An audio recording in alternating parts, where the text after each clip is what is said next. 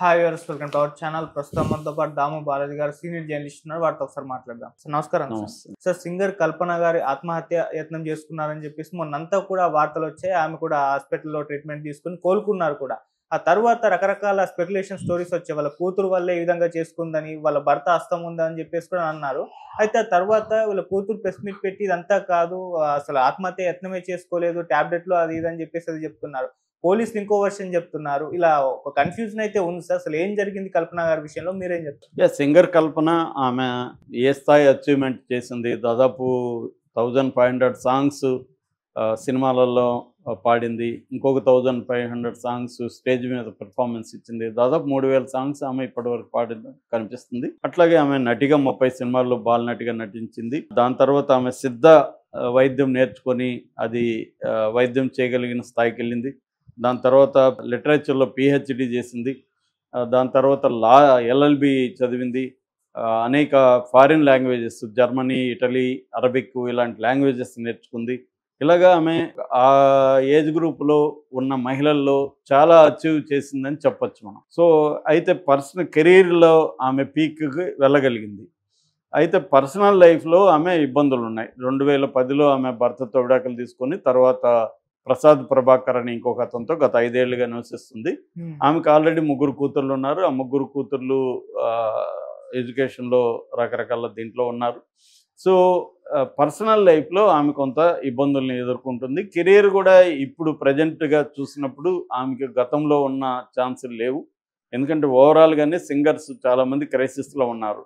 ఎందుకంటే మనకి ఇప్పుడు ఇంతకుముందు 6 పాటలు ఉంటే 12 మంది సింగర్స్ ఉండేవాళ్ళు, మేల్ ఫిమేల్. అలాగా ఇప్పుడు ఏంటంటే ఆటో ట్యూన్ వచ్చేసింది. తర్వాత సునో ఏఐ లాంటి ఏఐ బేస్డ్ వచ్చేసి సునో ఏఐలో నువ్వు లిరిక్ ఇస్తే అదే పాడేస్తుంది.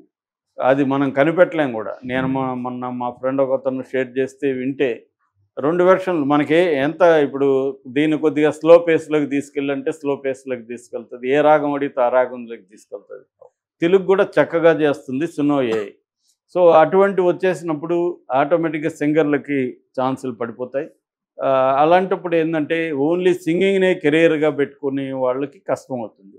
అందుకని వీళ్ళు వేరే, ఈమెకు కూడా అది ఉన్నట్టుంది, అందుకని వేరే దాని మీద కూడా ఇచ్చేసింది. ఈమె డబ్బింగ్ ఆర్టిస్ట్ కూడా. నిజానికి కెరీర్ అయితే ఈమెకి సక్సెస్ అయింది. కాకపోతే ఏంటంటే మనకి ఏది లేదో అది కావాలని మనుషులు పరిగెత్తా ఉంటారు. అందుకనే ల్యాక్ ఈజ్ పర్మనెంట్ అంటాడు లక్కాన్ అనే ఒక సైకాలజిస్ట్. ల్యాక్ అంటే కొరత.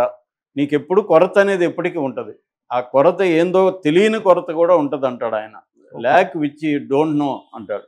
So lack is permanent. జీవితంలో ఒక కొరత నీకు ఎప్పటికీ ఉండనే ఉంటుంది. 10 కోట్లు కావాలనుకున్న వాడికి 10 కోట్లు ఇచ్చినాక వాడికి 100 కోట్లు కావాలనిపిస్తుంది. 10 కోట్లతో సాటిస్ఫై కాడు. ఒక కారు కొనాలనుకున్నవాడికి కారు కొన్నాక కారు కొనాలనే కోరిక నశించిపోదు. పెద్ద కారు కొనాలనే కోరికగా ఈ కోరిక మారిపోతుంది. అందుకనే డిజైర్ అన్నాడు. కోరికను కోరుతూనే ఉంటుంది. అందువల్ల ఈమెది కూడా నాకు అది కనబడింది. ఈమె ఒక సాటిస్ఫాక్షను, ఒక సంతృప్తి, కంటెంట్మెంట్ ఈమె కనిపించట్లా. నిజానికి పీక్కి వెళ్ళింది ఒక కెరీర్లో. ఇంకోటి సాధించాలన్న ఇది కనిపిస్తుంది. ఈ క్రమంలో ఆమె ఆత్మహత్య చేసుకుందని వార్త వైరల్ అయింది. చాలామంది ఆమె అభిమానులు ఉన్నారు. ఆమె సాంగ్స్ విని ఆమె సాంగ్స్ అంటే ఇష్టపడే వాళ్ళు చాలామంది ఉన్నారు. పైగా బిగ్ బాస్లో కూడా వెళ్ళింది కాబట్టి ఇంకా చాలామందికి ఆమె దగ్గరగా వెళ్ళింది. సో ఈ క్రమంలో ఆమె సూసైడ్ చేసుకునిందా లేదా అనేది నెంబర్ 1, చేసుకుంటే దేనికి ఏ కారణం అనేది నెంబర్ 2. ఈ 2 విషయాల మీద ఇప్పుడు రకరకాల వెర్షన్లు వస్తున్నాయి. ఫస్ట్ వెర్షన్ ఏంటి, ఆమెకి భర్తతో ఏదో ఇబ్బందులు ఉంది, అందుకనే ఆమె ఆత్మహత్యకి ట్రై చేసిందని నెంబర్ 1 వెర్షన్. ప్రసాద్ని పోలీసులు విచారిస్తున్నారు, అదుపులోకి తీసుకోనని ఫస్ట్ వార్త వచ్చింది. తర్వాత ఏమొచ్చింది, ఆమె కల్పననే చెప్పినట్టుగా భర్తతో ఏమి లేదు, కూతురుతో వాగ్వివాదమైంది. కూతురు కేరళలో చదువుకుంటుంది, పెద్ద కూతురు దయా ప్రసాద్ అమ్మాయి పేరు. ఆమెను ఇక్కడికి వచ్చి ఉండమని తల్లి చెప్తే ఆ అమ్మాయి ఒప్పుకోలేదు. ఆ బాధలోనే ఆమె నిద్రమాతలు మింగిన అనేది 2వ వెర్షన్. 3వ వెర్షన్ ఏంటి, ఈ అమ్మాయే ప్రెస్ మీట్ పెట్టి చెప్పింది దయాప్రసాద్, మా అమ్మ అసలు ఆత్మహత్య అటెంప్ట్ చేయలేదు, ఆమె నిద్రమాతలు తీసుకునే అలవాటు ఉంది. ఎందుకంటే ఆమెకు అది కూడా నాతో గొడవ అనేది అబద్ధం, నాతో గొడవ కాదు. ఆమె ఎల్ఎల్బి పిహెచ్డి 2 ఒకేసారి చేసింది. అందువల్ల ఆమెకి టెన్షన్ ఎక్కువైంది, ప్రెజర్ ఎక్కువైంది. ఆ ప్రెజర్ నుంచి తట్టుకోవడానికి ఇన్సోమ్నియాకి ఆమె మందులు తీసుకుంటుంది. ఇన్సోమ్నియా అంటే నిద్ర పట్టకపోవడం. ఆ ఇన్సోమ్నియా ఉంది ఆమెకి. ఆ ఇన్సోమ్నియా కోసం ఆమె మందులు తీసుకుంటుంది. ఈ మందులు తీసుకోవడానికి వల్ల ఆమె ఎక్కువ డోస్ అయిపోయింది. ఎక్కువ డోస్ వల్ల ఆమె స్పృహ తప్పిపోయింది అనేది కూతురు చెప్తుంది. సో ఇక్కడ మనకి పోలీసులేమో కేపీహెచ్బి పోలీసులు ఒక ప్రెస్ నోట్ రిలీజ్ చేశారు. ఆ ప్రెస్ నోట్లో ఏముందంటే ఈమె కూతురుతో ఆర్గ్యుమెంట్ వల్లనే ఆత్మహత్యకి ట్రై చేసిందనేది వాళ్ళు చెప్తున్నారు. పోలీసులేమో ఆత్మహత్య అటెంప్ట్ అంటున్నారు కారణం పక్కన పెడితే. కూతురేమో అసలు ఆత్మహత్య కాదు, మందులు ఎక్కువ తీసుకున్నది, మా ఇంట్లో ఎటువంటి ప్రాబ్లమ్స్ లేవని కూతురు చెప్తుంది. ఆమె చెప్పినట్టుగా కల్పన చెప్పింది ఏమంటే కూతురుతో ఆర్గ్యుమెంట్ జరిగింది, కూతురు ఇక్కడికి రానంటే ఆ మనస్తాపంతో చేసుకున్నాను.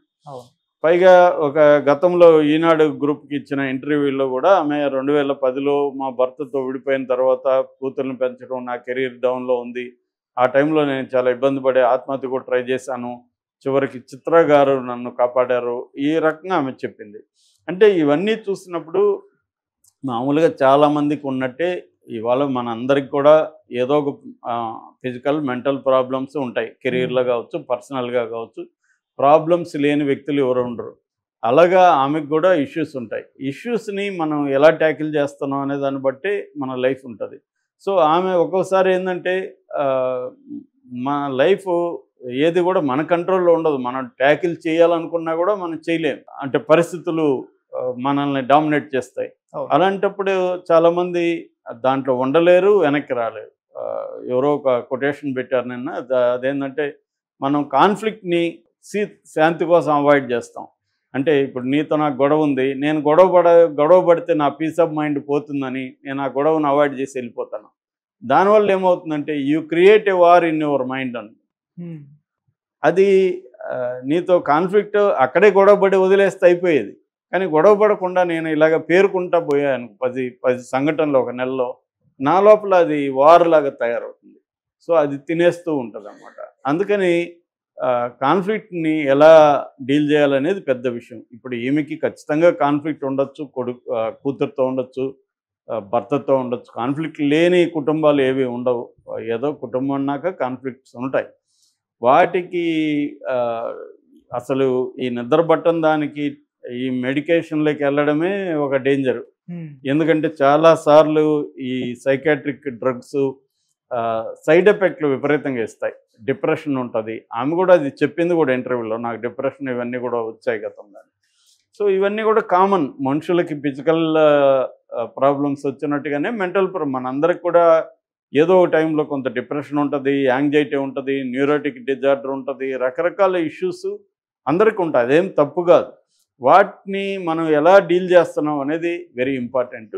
అక్కడ మామూలుగా అయితే ఇటువంటి వచ్చినప్పుడు బిజీగా ఉండడం, మనం ఏదో ఒక పనిలో ఉండడం, అది వీలైనంత వరకు మనకు నచ్చిన పని అయితే ఇంకా బెటర్. లేదంటే ఆ పని వల్ల కూడా మరింత పెరుగుతుంది మనకు నచ్చని పని చేయడం వల్ల. అలాంటివి ఉండడం వల్ల కొంతవరకు మనకి బ్యాలెన్స్ అవుతుంది. అలాగే నచ్చిన పనులు చేయడం, నచ్చిన ఫ్రెండ్స్తో గడపడం. మళ్ళీ టాక్సిక్ పీపుల్ కొంతమంది ఉంటారు, వాళ్ళు మన లోపల దాన్ని గుచ్చి లేపి దాన్ని ఇంకా ఎక్కువ చేస్తుంటారు. అలాంటి వాళ్ళని అవాయిడ్ చేయడం, ఇలాంటి కొన్ని జాగ్రత్తలు తీసుకోవాలి. లేదా సైకాట్రిక్ ట్రీట్మెంట్, మంచి సైకాలజిస్టో లేదా సైకాట్రిస్ట్ అయితే మందులు కూడా ఇస్తారు. సైకాలజిస్ట్ మందులు ఇవ్వడానికి లేదు, ఓన్లీ కౌన్సిలింగ్ మాత్రం ఇస్తారు. అలాగా తీసుకోవడం అనేది కూడా అవసరం. ఏదేమైనా బ్యాలెన్సింగ్ అవసరం.